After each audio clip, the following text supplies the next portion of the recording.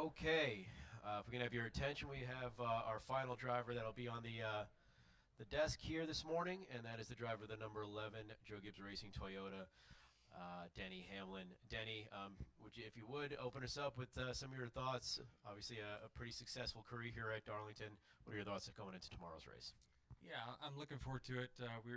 Myself, Larson, Harvick, were able to do a test here a couple months ago. I think it was a tire test.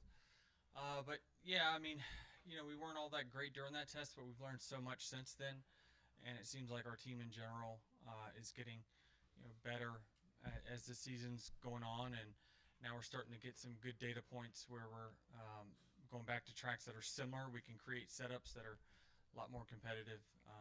So I'm really confident that if we go into this weekend and don't have any trouble, we'll be in contention.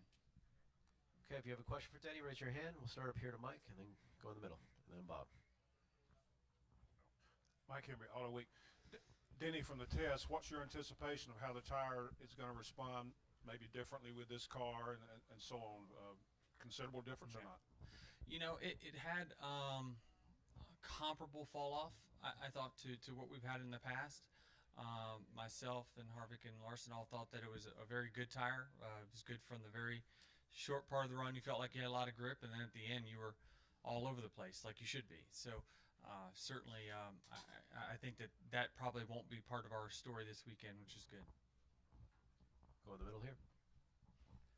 Denny, Scott Chansey with the Florence Morning News. What is it about Joe Gibbs that makes him such a great boss on and off the track? His work ethic is the best example I can give you. Just he works harder than anybody I've ever seen.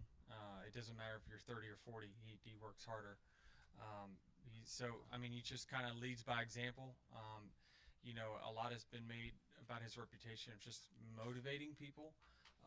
And a lot of it really doesn't come through words. It just comes through example of work ethic like he has. Go up here to Bob, and then we'll go to Mark. No. Bob Hockers, Fox Sports.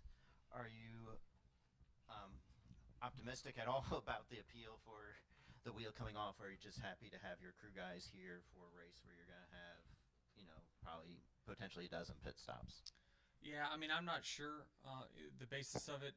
The general feeling and what I've heard is that, it's not our gun, it's not our nut, it's not, these are all parts that are given to you, and there's absolutely nothing that we believe our changers could have done differently.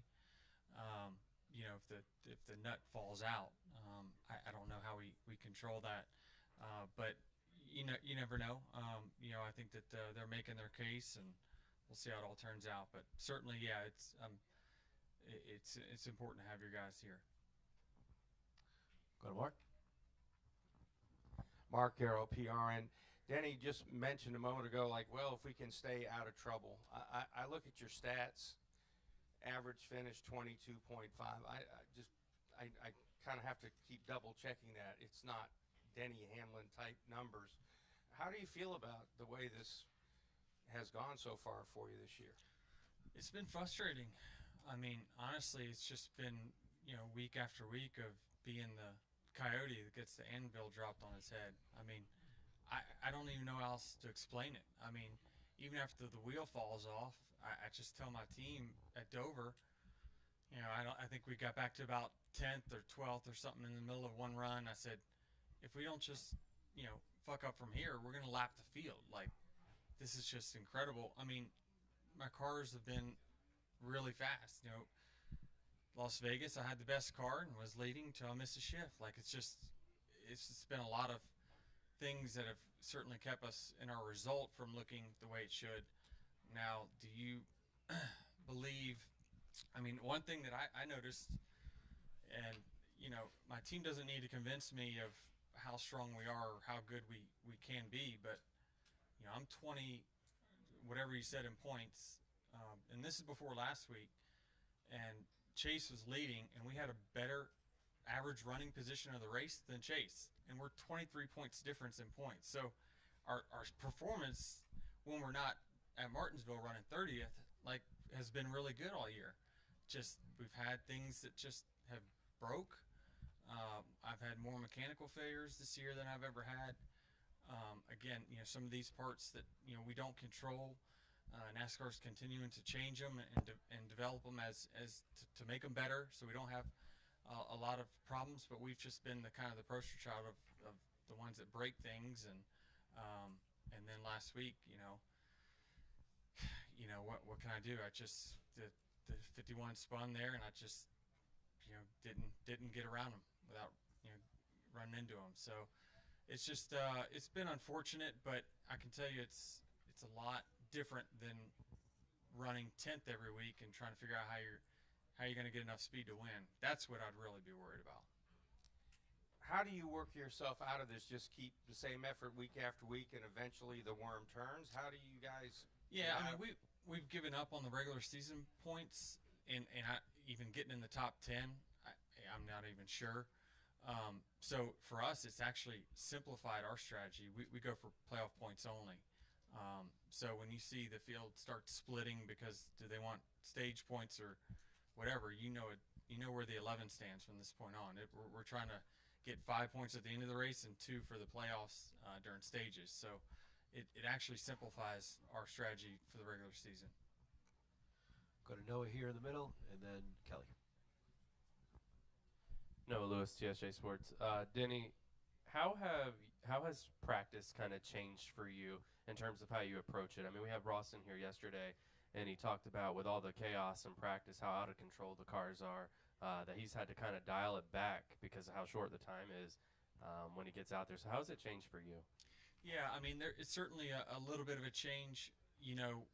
When you think that, hey, you got 20 minutes, and we plan our race weekend and our practices down to the minute usually, but we haven't seen any of these sessions not have a yellow in them. So our plans constantly get changed, and after we would practice on Friday, I would look at things, really digest what I could do better, and then go to work on Saturday to try to improve it for happy hour. You got 20 minutes, and so you better have all the information that you need to get better right away because you're about to go qualify. So it's just you have to have everything at your fingertips a lot quicker, and you just really got to plan that 20 minutes the best that you possibly can to get all the information you can. It's just not a whole lot of time, obviously, but it's I don't dislike the schedule. I think that certainly there's a lot of benefits to the way that we're doing it, but you just got to be more efficient. Kelly? KellyCrandallRacer.com. Denny, I think I know the answer to this, but I want to ask it anyway. With everything you just said about your performance, when you guys don't have issues, you're fine, but it's the things that are out of your control. So given that, do you worry at all about dropping out of the top 30 in points if it's things that you can't control? Man, if I drop out of the top 30, this will be my last season. For sure. Any final questions for Denny? We'll go wrap it up here with Bob. Bob Pockers, Fox Sports. In the situation you were in last week with the wheel, if you were told that it was loose, would you have tried to come back? Would you have tried to back up on pit road, or because you have to do everything you can? Yeah, to we win talked that race? about that. If I would have backed up, more than likely I would have gone a lap down in the pits. So it's actually better for the wheel to fall off, and then you try to limp it around to not go a lap down. So, from where the pace car is, think about where they drop us off. We pit. He probably was halfway down the backstretch, I'd say, when we were pulling off pit road. Again, I was in pit stall 9, I think it was. So it fell off in pit box 2.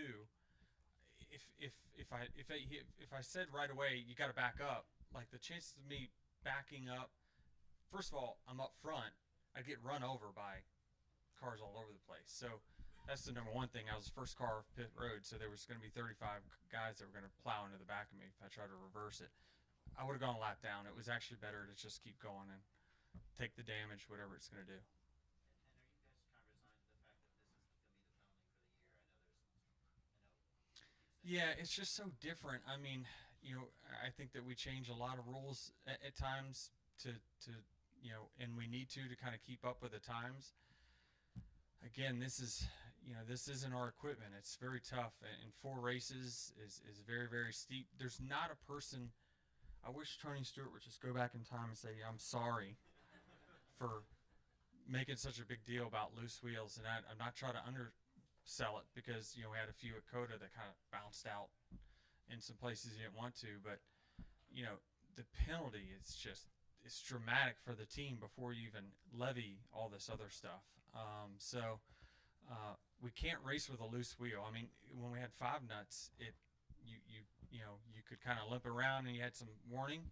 Now these things just fall off because you got 1 nut. So, and again, it's with a gun that's not as powerful. It's very, very difficult. And when I try to talk to the pit crew guys, they're like, it's so hard to know how much torque you have on them. And every gun you get is different. So it's just very difficult box that we're put in. But certainly from a selfish perspective, and even as a team owner, I mean, listen, my pit crews are provided by JGR. Did I like that their department caused my crew chief to be gone for 4 weeks? No. I mean, we had pit crew issues over there to begin with, and now we lost 2 of those guys. So it's not been a good year for luck for myself personally. Any more for Denny? All right. Well, thank you for the time, Denny. Good luck tomorrow.